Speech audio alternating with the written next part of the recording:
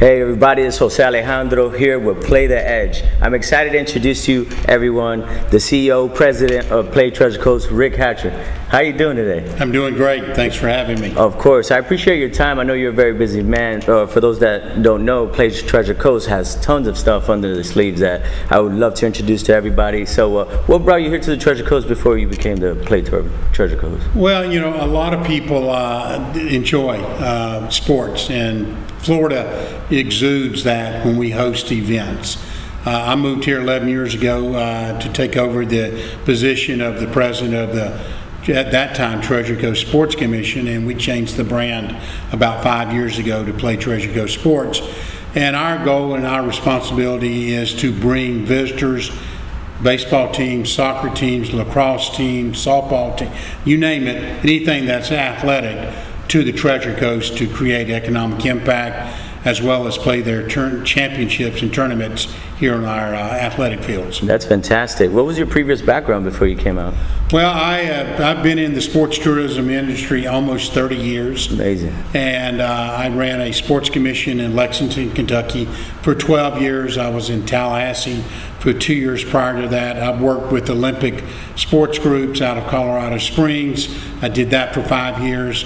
And then prior to me getting into the sports tourism world, I was a college baseball coach. That's amazing. And so, yeah, we wore a lot of hats at that time. I wore a lot. I have wore a lot, yes. That's amazing. And it seems like you have a passion towards the sports. What do you say that you guys have done around in the Treasure Coast that you were able to add more value to this area? Well, the biggest thing is creating value to the area, is getting people to visit. As we were chatting earlier, a lot of people don't know about the Treasure Coast.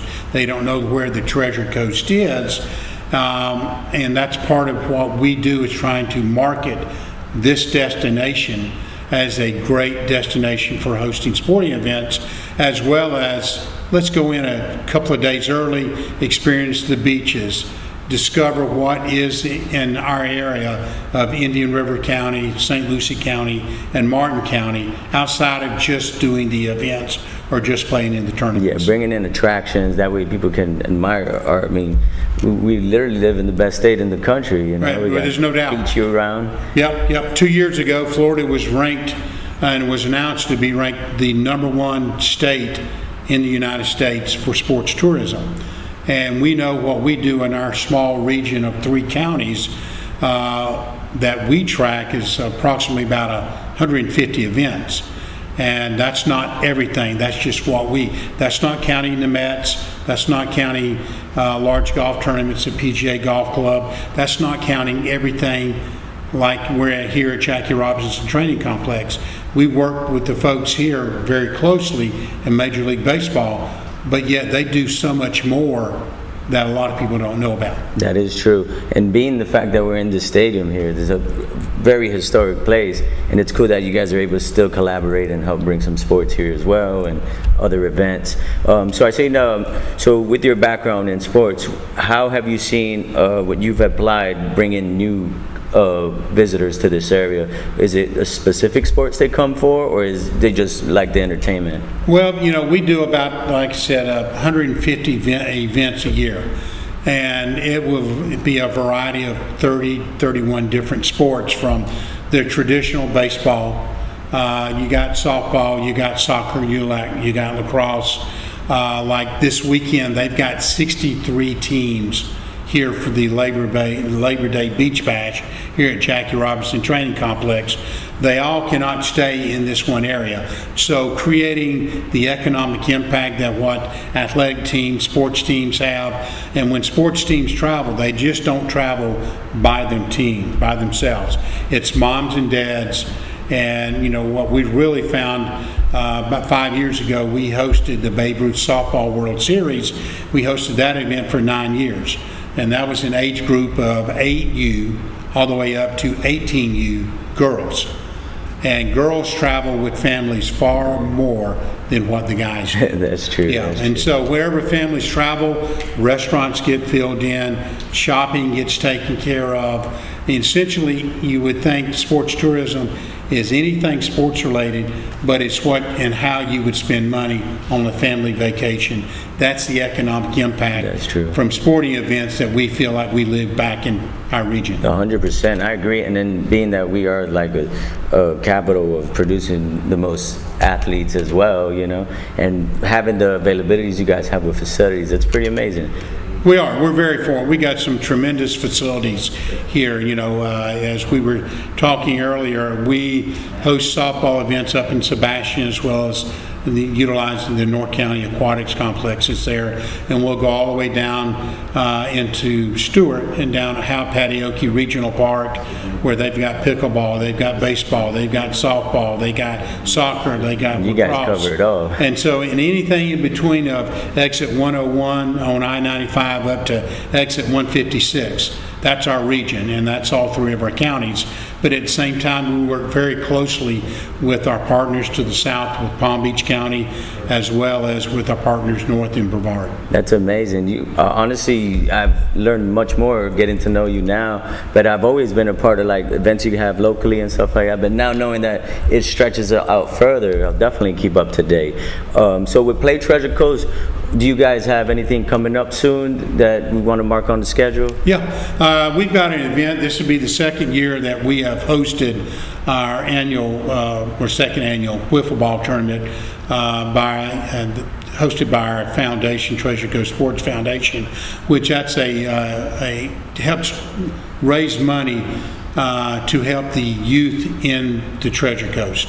By county contracts, we have to promote our region outside, and doesn't give us a lot of opportunity to support our local teams, youth here. So we created the Treasure Coast Sports Foundation that helped raises money. Now we can support the local youth within our region, and wiffle ball is just a great place, a great sport to have, and we're in this great building right now with Building 42, the name of Jackie Robinson of being part of it, and a lot of folks locally don't know about just how significant or how beautiful this facility, this complex has become over the last 5 or 6 years. Yeah, I'm pretty impressed. When I walked in here, I was ready to play baseball.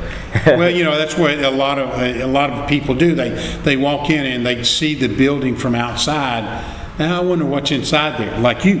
And then they walk in here and you've got almost a full major league size infield, all AstroTurf.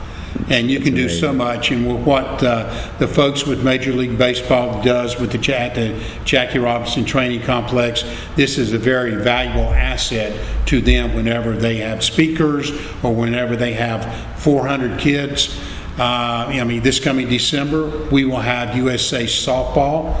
They will be making their team selections for the upcoming year, working with Jackie Robinson Training Complex. So it's just not baseball. The Dodgers have left, but yet this is continuing the tradition, and then having the brand of Jackie Robinson on it. Yes. It's just phenomenal. It's an honor. It's definitely a lot of memorabilia coming into this establishment because of all the history that Jackie Robinson had to go through as well. And being that we can honor it and use it for different facilities, that's pretty cool. It's great.